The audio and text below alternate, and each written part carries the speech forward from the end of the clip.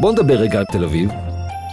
למרות כל מה שאומרים לכם, דווקא יש המון דברים שמטרידים תל אביבים ביום-יום.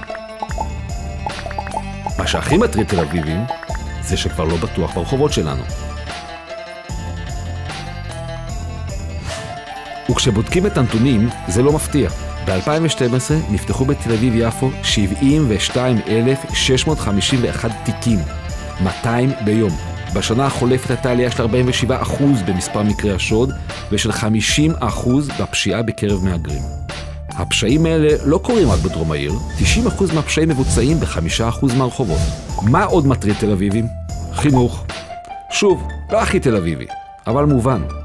בכל זאת, הצפיפות בכיתות עולה מדי שנה. אחוז הזכאים לבגרות יורד.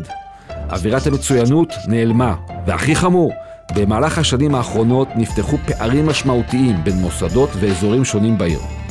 אחת הבעיות הכי חמורות היא שעוד מעט יהיו הרבה פחות תל אביבים, פשוט כי זה יקר מדי. מחירי הדירות עלו בעשרות אחוזים, כי לא בנו דירות קטנות והקצו יותר מדי שטחים למשרדים. חניה. זה לא הכי מטריד תל אביבים, אבל זה מטריד. והאמת היא שהפתרון זה דווקא תחבורה ציבורית. לא רק אופניים, למרות שגם זה מאוד נחמד. והעניין הוא שאפשר לפתור את כל זה. צריך כרגיל רק לשנות את סדרי העדיפויות. צריך להקים מערך שיטור עירוני, להכשיר פקחים לפעולות ביטחון ולהציב לחצני מצוקה. צריך להחזיר את הילד שלכם למרכז. לבנות כיתות נוספות ובית ספר תיכון בדרום העיר. צריך לדאוג שמהפכת הדיור הארצי של יש עתיד, שמבטיחה בניית אלפי דירות להשכרה, תיושם גם בתל אביב. ושעד שתהיה תחבורה ציבורית בתל אביב, נחשוב יצירתי. וכדי שכל זה יקרה, לא מספיק ראש עיר. צריך סביבו אנשים שמחויבים לעשייה. אני דן להט, וריכזתי סביבי נבחרת שמחויבת לשנות.